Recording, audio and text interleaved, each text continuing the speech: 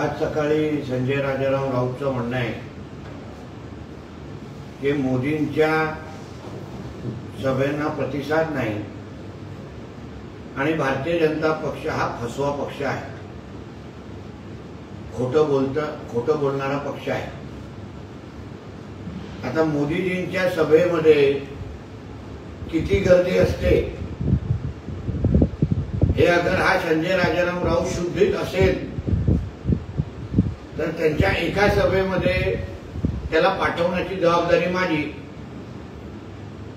आणि मग तिकडे मोदींच्या घोषणांमुळे ह्याच्या अगर कानाचे पडदे फाटले नाही, लोकांचा उत्साह पाहून, लोकांचे घोषणा पाहून, तर मग मी काही हरेन। आज मोदीजींची गॅरंटी व लोकांचा इतका विश्वास आहे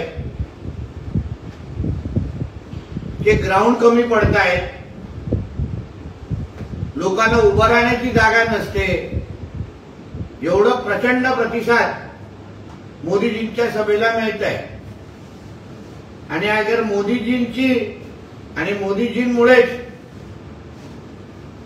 तुझ्या मालकाची हवा निघून गेलेली आहे म्हणून वेड्यासारखा बडबड करतोय, म्हणून मोदीजींची हवा कुठे आहे, कशी आहे आणि कशी पसरली आहे हे तुला 4 जूनच्या निकालामध्ये बघायला मिळेल। आणि मग तू आणि तुझा मालक मातोश्रीच्या 3ऱ्या माळ्यावर बसून हवा सोडत बसा आणि खोटं बोलणारा पक्ष हा भारतीय जनता पक्ष आहे। तर मग संजय राजाराम राऊतनी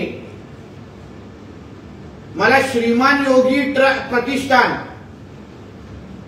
बद्दल थोडं खरं बोलावं, खरं सांगावं। ही जे श्रीमान योगी प्रतिष्ठान नावाची एक संस्था आहे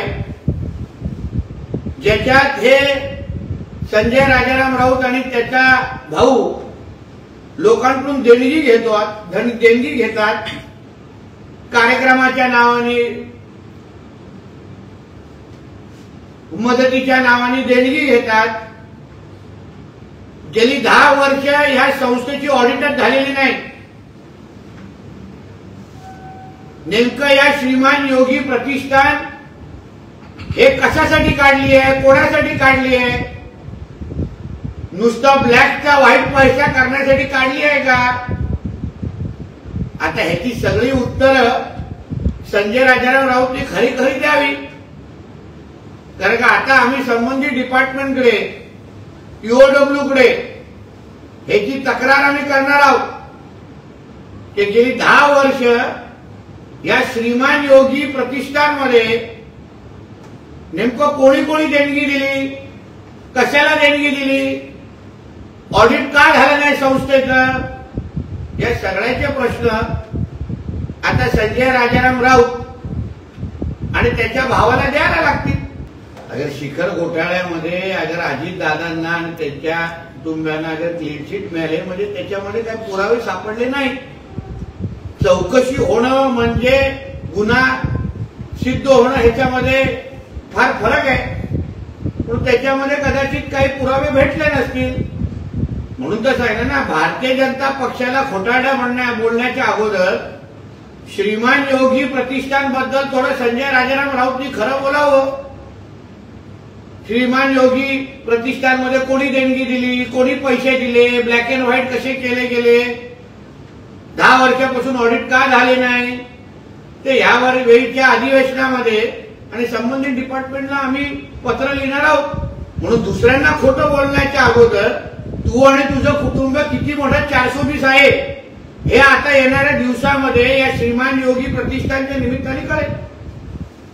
उद्धव ठाकरेंनी काल भर पावसात सभा घेतली आणि मोदी शहांना ओपन चॅलेंज करत उद्धव ठाकरेला संपून दाखवा सांगितलं। उद्धव ठाकरेंनी भर मैदानात भिजावं, ते बाथरूम मध्ये शावर लावून भिजावं। मोदीजी आणि शाह साहेबांना चॅलेंज करणं एवढं उद्धव ठाकरे मोठा नाही, कारण का उद्धव ठाकरेला बनवलंच, उभं केलंच। हे आदरणीय मोदी साहेबांनी आणि शाह साहेबांनी, कारण का मोदीजी 14 आणि 19ला नसते तर ना ह्याचे आमदार निवडून आले असते ना ह्याचे खासदार निवडून आले असते. म्हणून मैदानात उगाच स्वतःला ओलं करण्यापेक्षा शावरमध्ये अगर उभं राहून अगर भाषण दिलं तर बायको तरी ऐकेल आणि बायको तरी घाबरेल. तर उद्धव ठाकरे असं म्हणतायत की शिवसेनेच्या 7-12वर त्यांनी गद्दारांची नावं लिहिली, तसेच शेतकऱ्यांच्या 7-12 ही ते बदलतील, ही शेतकऱ्यांना भीती आहे.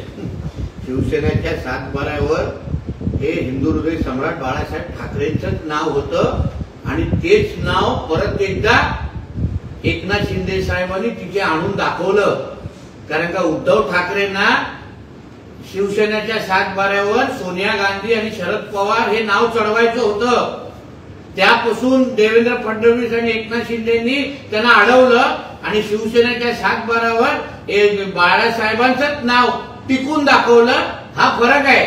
आणि मी सत्तेमध्ये आल्यावर तुमची कर्जमाफी करीन, 7-12 कोरा करेन, ह्याच उद्धव ठाकरेंनी तेव्हा सांगितलेलं. स्वतः मुख्यमंत्री असताना शेतकऱ्यांना वाऱ्यावर सोडायचं, कुठलाही शब्द पाळायचा नाही, बांधावर जाऊन अशी मोठ्या मोठ्या घोषणा करायच्या आणि तेव्हा विरोधात आल्यानंतर शेतकऱ्यांमध्ये भीती पसरवायची. म्हणून महाराष्ट्रातल्या शेतकऱ्यांना एक कळलेलं आहे की हा चोर माणूस आहे, 420 आहे. म्हणून उद्धव ठाकरेंच्या शब्दावर पाटणकर सोडून अजून कोणालाही विश्वास नाही. नांदेडमधील चिखल तुम्ही धुवून काढा असा एक उपरोधी केला उद्धव ठाकरे आपल्या भाषणात. पहिलं तुझ्या अंगावर जे उडलेलं जे चिखल आहे ते जिथे ज्याच्यामुळे जे तू हिंदुत्वाला बदनाम केल्यामुळे तुझ्यावर जे चिखल ओढून घेतलेलं आहेस ना ते पहिलं साबणाने घास आणि ते पहिलं चिखल पुसलं जात आहे की बघ. आणि नांदेडमध्ये तुम्ही कितीही चिखल ओरडा तरीही चिखलीकरांच्या नेतृत्वाखाली आणि अशोक चव्हाणजींच्या मार्गदर्शनाखाली तिथे परत एकदा कमलच फुलणार हे तुम्हाला 4 जूनला कळेल. काल परवापर्यंत दहशतवादी दादागिरी करणारे नारायणाने असं समीकरण मांडणारे दीपक केसरकर यांना एका रात्रीत राणी विकासाचे महामेरू असल्याचं स्वप्न पडलं असं विनायक राऊत म्हणतात. कारण काय राणे साहेबांच्या बद्दल एक चुकीची प्रतिमा तयार करण्याचं काम किंवा सुपारी ह्याच विनायक राऊतांनी घेतलेली होती. आणि जेव्हा त्याचं सत्य परिस्थिती जेव्हा दीपक केसरकरजींना आता कळलेलं आहे म्हणूनच ते राणे साहेबांचं कौतुक करतायत. म्हणून विनायक राऊतांना जे कधीच कळणार नाही ते दीपक केसरकरांना योग्य वेळी कळलं. याबद्दल दीपक केसरकरांचं कौतुकच आहे. श्रद्धा आणि सबुरीचं प्रतीक असणाऱ्या साईबाबांची भक्ती करणाऱ्या दीपक केसरकर यांच्यावर एवढी आपत्ती येईल असं वाटलं नव्हतं. त्यांच्या कुंडलीत राहू बसला असून एक यज्ञ घाला असं वक्तव्य विनायक राऊत यांनी केलं. काय आहे दीपक केसरकरजी आणि राणेसाहेब एकत्र आल्यामुळे विनायक राऊतांची रात्रीची झोप उडालेली आहे आणि त्याच्यामुळे वायफळ बडबड करायला लागलेला आहे. त्याला हे कळलं नाही कोकणाचे विकास करण्यापासून आता कोणीही थांबू शकणार नाही. कारण का हे सगळे कोकणाचे सुपुत्र मग राणेसाहेब, दीपक केसरकरजी, उदय सामंत, रवी चव्हाणजी, हे आमचे शेखर निकम सगळे हे कोकणाचे सुपुत्र आता एकत्र येऊन कोकणाचा विकास करणार आणि या विनायक राऊताला 4 जून नंतर हद्दपार करणार आहे. हे तुम्ही पाहत राहा.